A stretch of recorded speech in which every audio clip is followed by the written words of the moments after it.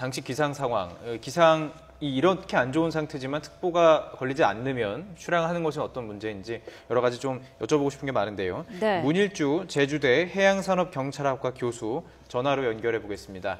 교수님 안녕하십니까? 네, 안녕하세요. 네, 지금 우리 출입 기자와 얘기를 나눴었는데요. 먼저 지금 당시 기상이 악화됐던 것이 첫 번째 문제입니다. 악천후가 이렇게 좀 자주 발생하는 그곳이 발생하는 곳인지, 그리고 또 좀 파도나 조리에 좀 그곳의 특징이 있는지가 궁금한데요. 예, 이 지역이 그 소위 말하는 너울성 파도가 좀 많이 발생해서 네. 평소에도 좀 딴 지역에 한 1, 2m 정도 파도가 치면 거기는 2배 이상, 3, 4m 이상 파도가 치는 지역입니다. 그래서 어제 같은 경우에는 상당히 동풍이 강하게 불 때 특히 이 너울성 파도가 그 지역을 많이 오게 되는데요. 네. 그래서 이 너울성 파도라는 게 위험한 게 이 보통 파도하고 달라가지고 보통 파도는 지금 바람이 불 때 그 바람에서 생긴 파도가 이제 대부분인데 이 너울성 파도는 지금 부는 바람이 아니고 네. 멀리서 불었던 바람이 에서 생긴 파도가 밀려온 겁니다. 그래서 눈앞에 바람이 없더라도 이렇게 너울성 파도가 올 수가 있거든요. 네. 그래요? 특히 저희 추라도 근처 그 사고 지역에는 이 너울성 파도가 왔을 때 상당히 파가 증폭될 수 있는 지역이에요.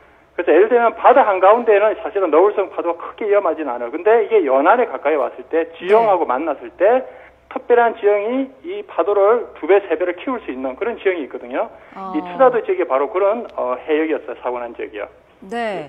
평소에도 이렇게 너울성 파도가 자주 있는 곳인데다가 그 사고 당시에는 비도 상당히 많이 내린 것으로 지금 알려지고 있습니다. 이 정도로 사실 날씨가 안 좋으면은 그 돌고래호 같은 소형 어선은 운항에 어느 정도 어려움이 있을까요?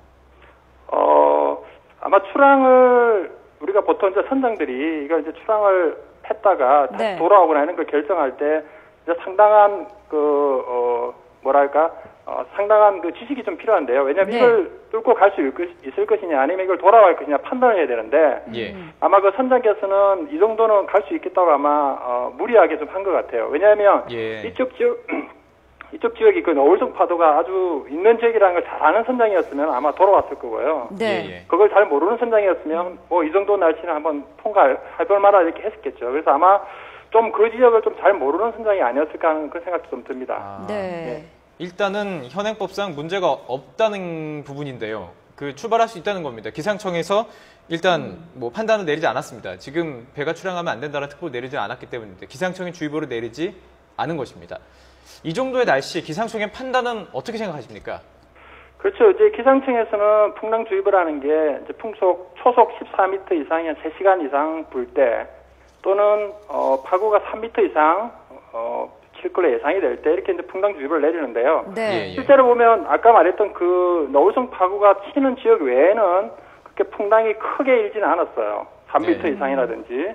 그래서 이제 전체적으로 보면 우리가 풍랑주의보를 내릴 때 어디 섬 앞쪽에 거기 너울성 파도 치는 것까지 저희가 예측할 수는 없기 때문에 전체적인 상황을 봤을 때는 풍랑주의보 수준은 아니었다 이렇게 판단을 하고 예. 기상청이 그렇게 내린 것 같습니다. 그래서 이렇게 지역적인 너울성 파고 같은 거는 상당히 예측하기도 힘들고 그쪽에 주로 다니는 그런 어떤 선장님들만 잘 아는 특히 무슨 동풍이 불 때 너울성 파도가 생긴다든지 이런 거는 이제 그 지역에 있는 사람들은 잘 알고 있기 때문에 네. 그쪽에 있는 선장님들은 잘 아는데 외부에서 온 사람이 이런 건 잘 모를 수가 있어요. 그래서 그런 것들은 그 기상청에서는 어느 정도 제가 알기로는 주의보는 안 떴지만은 그래도 돌풍하고 천둥 번개가 있으니까 예.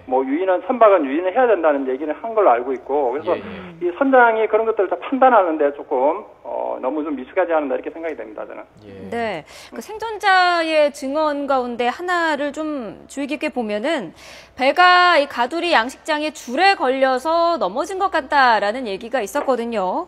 이 돌고래호가 그렇다면 어망에 걸리는 것이 가장 큰 원인이 됐을까요? 아니면은 기상 악화에 따른 그런 너울 때문일 가능성이 가장 컸을까요?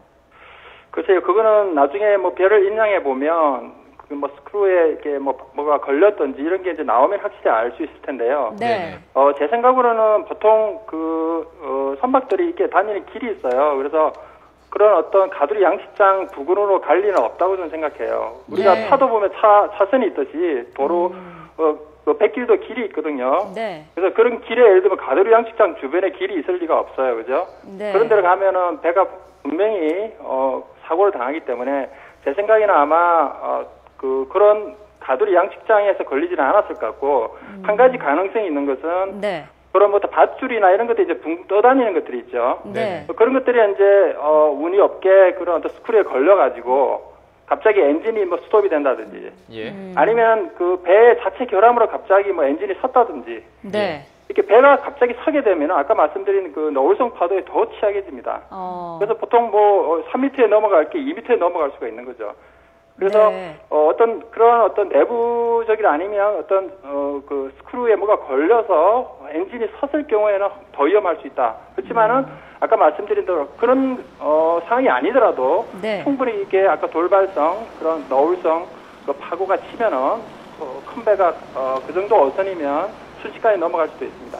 예. 그 시신 중에 구명조끼를 입고 발견된 시신이 있습니다.